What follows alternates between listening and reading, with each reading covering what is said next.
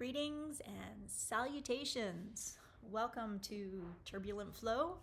I'm Renee, the Cirque du Old Lady on Instagram, and this is the completely random vlog where I talk about all things usually mechanical engineering, recreational circus training, and breast cancer, because those three things have an awful lot in common when you're me. They're just part and parcel of my life. So if you're wondering if you've been here before, you might recognize that the cube is back. She's been reset up, but the background is looking a little different because the cube was put in a car. We drove, what was it? We drove 2,000 kilometers, which is really stinking far, to get to where I am going to be based out of for the next month or so. Welcome to Newfoundland. So if you've never been here before, I can certainly recommend it as an incredibly beautiful location. But what I wanted to talk about today actually was the getting here, because as a two-time breast cancer alumnus, I had a double mastectomy in December of 2025, which means it's been about 7 months, just a little shy of 7 months since I had that surgery. And I learned a few things while my husband and I drove 2,000 kilometers across Canada. So I thought I'd talk a little bit about that, some lessons that I learned from that experience, because even though my recovery from the surgery has gotten to a place where I really don't think about it super duper frequently anymore. It was definitely constantly on my mind for the first few months, but happily, as the recovery has progressed, believe me, when I take my shirt off, there's no not thinking about it, because it looks very different under the hood these days than it did for the first 50 plus years of my life. But even though I have really good range of motion, my strength, I've worked very hard to get my strength back. I had kind of stopped noticing when I drove for long distances. I do drive for 1-2 hours at a time, is fairly common in the work that I do as an engineering consultant. I'd kind of forgot that in the very early days that seatbelt was quite sensitive against the skin, which is really interesting because the scars are further down here. The scars are actually down here. So the seatbelt wasn't really pressing against the scars per se, and because the skin over top looks fine, it's easy to kind of forget that tissue was also has been through a lot, and I suspect might be traumatized potentially for the rest of my life. So wearing the seatbelt across here when I'm driving, and of course across this way, doesn't really matter, double mastectomy, when I'm a passenger. But when you're driving as the driver, you don't have that option to kind of futz with your seatbelt and rearrange it. You kind of have to wear it properly. Wow. By the end of day one, I was really starting to notice that seatbelt. I mean, maybe as well the fact that it's now summertime, so I was just wearing a shirt. I was wearing a t-shirt for most of it because it was quite hot outside, instead of a padded jacket, which I'd been wearing through the winter and spring. But yeah, so just the seatbelt pressing, I noticed that. I really noticed that, and it was getting not painful, but uncomfortable, very uncomfortable.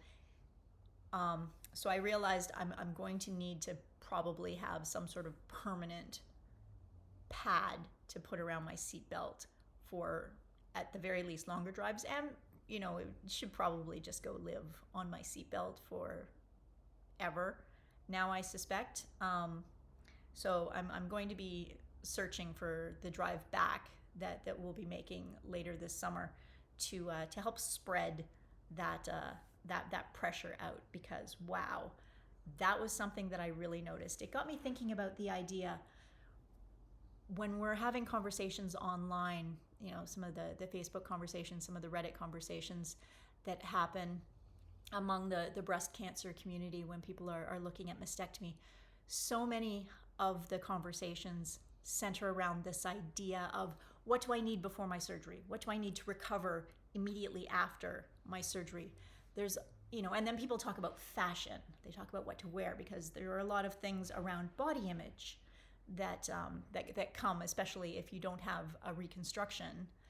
There are a lot of things around body image. You pretty much have to find a really new way of dressing yourself. I was a 34F for most of my adult life, and believe me, I've got a lot of clothes that do not work on the body that I have nowadays. Every season I discover new things.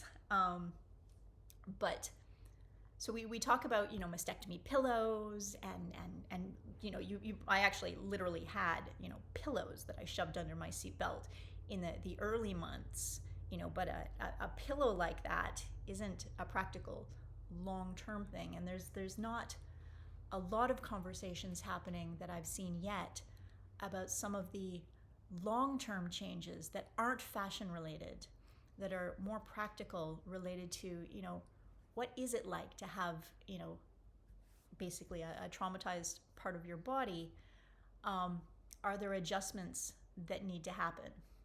So I thought that I'd talk about that one, because the seatbelt cover, I'm gonna treat myself, because I'm probably going to need this for the rest of my life. So I want to buy something nice, a really nice seatbelt cover that's gonna hopefully not get too hot and sweaty. So I'm gonna look for a natural material.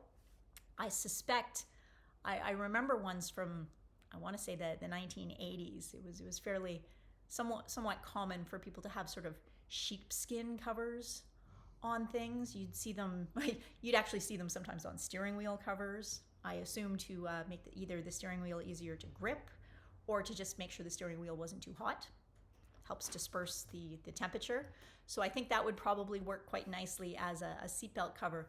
You can buy them both in synthetic and in actual lambskin or sheepskin online, from what I can tell.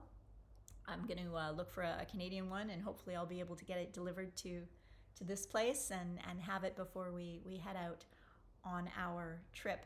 So it was the first thing that it got me thinking about whether or not there were other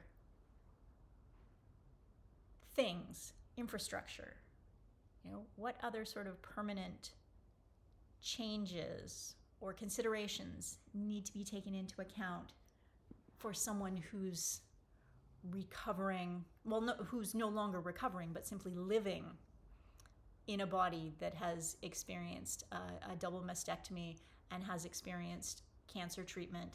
My own treatment history is fairly limited. I only had radiation and 2 surgeries. So, for someone who's had a breast cancer diagnosis twice, that's actually not a very long treatment list. I had a short span of radiation along with a lumpectomy surgery the very first time, recovered from that, and then 2 years later I was diagnosed again, at which point I opted for a double mastectomy with an anchor-shaped flat closure, because can't get more radiation afterwards, especially because it was on my left side. So the radiation affected how this side is recovering, because I'd had radiation and then I had the surgery. So this surgery side is not recovering as quickly. In addition, this is the side that the breast cancer was on both times. That means I had a lumpectomy as well. So they did a surgery that actually kind of tunneled under and took out some lymph nodes as well. So it's quite numb under here, where it's not the same level of numbness on the non-breast cancer side and the non-treatment side. So this one, it's always fun to play the game of why is this side different from this side? They both had mastectomy, but this side has had a lot of extra things done to it. And you can't see that on the outside. I can't see that on the outside. So sometimes I kind of forget about it. It was really funny, even just leading up to my mastectomy surgery. I was working with a personal trainer, and she was helping me get strong in preparation for the surgery. And I talked about the fact that my left shoulder was much more sensitive and prone to rotator cuff issues than my right shoulder. And she pointed out that which is interesting because I am right-handed. So why am I using my left shoulder? Why is my left shoulder the sensitive one? She, it was quite obvious to her. She was like, well, didn't you have your original surgery, your lumpectomy surgery, on that same side? She's like, maybe that affected your shoulder. I was like, oh yeah, I guess so. Huh, because once I'd recovered from that surgery, I really hardly ever thought about it. I didn't think about sort of the long-term implications of it because they weren't major, So there's small things that we end up living with. I think that that we might even not necessarily attribute to the treatment, to the surgeries, to the actual cancer. Honestly, I for the rest of my life, whenever something happens with my shoulders, I will probably honestly not be able to tell whether it's an issue because I had cancer treatment or simply because I am getting older and living in an older body. And, shoulders are a tricky and sensitive joint that need a fair amount of attention and maintenance. Which actually brings me to another exciting thing that happened, or that hasn't happened yet, but will be happening this year, and I'm pretty psyched about it. Weirdly, also relates to the second breast cancer diagnosis, because I've talked before about the idea that when I received my second cancer diagnosis, which was actually right around this time last year, so I believe we are pretty much in the 1 year window. This time last year, I was officially sort of living in purgatory. We were planning the surgery, and I was waiting to find out when the surgery would be, what kind of surgery it was going to be, because it wouldn't be until after the surgery that I even found out if I was going to need chemo. Was I going to need more treatment? They wouldn't know that until they did the surgery and actually took out the lymph nodes to see if it had spread further than what the imaging had shown. So during that period, I had made a promise to myself that I wasn't going to cancel my life. I didn't know when the surgery was going to be, and because I'm in Canada and because it was an early stage diagnosis, there wasn't a huge amount of urgency. It wasn't like, oh my gosh, you know, if you're diagnosed with a staged, 1, 2, 3, or heaven forfend, stage 4 cancer, there's a lot more urgency. When you're diagnosed with ductal carcinoma in situ, it's contained. You don't officially have a tumor yet. You have something that, in my case, because it was chemitocrosis, it had a strong potential. It had a strong likelihood of becoming a tumor, but both times they caught it at the stage before it had actually turned into a proper outside of the duct tumor. So because I didn't officially have a tumor yet, there seemed to be less urgency to get my surgery scheduled, and because I had opinions about what kind of surgery I wanted, and the fact that I wanted both an excellent breast surgeon and a very hot in demand plastic surgeon, because I knew I had an actually a fairly tricky closure that I wanted done. So I waited. That is documented in other places. I made an entire freaking circus performance using my handy cube to work out those emotions. But in addition to that, the other thing that I had done was actually sign up for a circus retreat. There was a retreat, and the timing of it, when my when my surgery actually was scheduled, it turned out that there was going to be a circus retreat with two incredible circus instructors that I'd been following for years and years. And the timing looked like it was going to work out where I could have my surgery and have recovered from my surgery in time to go to this particular retreat. So last year I signed up for this retreat. It was going to be, sort of part of my recovery. I was really, really excited about it. And then, of course, because life happens, my surgery got put off. I think it was by about a month. It was initially supposed to be in November. It got moved to December, which meant that there was no way I was going to be recovered enough to go to a retreat in January. If the November surgery had gone off the way it had been planned, I would have been right, sort of just ready to go to the retreat. I would have been cleared to actually, exercise and move. But there was no way that was likely to happen. I certainly couldn't count on it with a December surgery date. So I had to cancel this retreat that I had signed up for, and I was pretty disappointed about that. So let's fast forward to today. Today I got an email that one of the instructors, I'm going to be really honest, the one that I was most excited to potentially be working with. She's a flexibility coach. Her name's Christina. She goes by Fit and Bendy. If anybody wants to look her up, I've been following her for years and years. I've been following her long enough that I have a DVD that she made. That's how old timey we're talking. So I've been following her for a long time. She's really impressive coach. She's got great abilities, and she is leading, I kid you not, she is leading a 1-week retreat in flexibility and working with an aging body that is specifically designed for, I think they say femmes. So it's, women identifying or femme identifying people that are 45 years of age and older. So what better retreat for me than this one? It's being held at the exact same retreat center that I was supposed to be going to last year, which means I can actually apply the credit that I have with them, because I had to cancel my previous one and lose my deposit justifiably. I knew that when I'd signed up for it, but they gave me a credit for my deposit, and so I get to apply that, and I'm gonna get to work with her. I'm very excited. I just signed up today, and it's going to be happening at the end of November 2026. So I can put a link to it in my notes for anyone else who might want to come join me. I'm super psyched.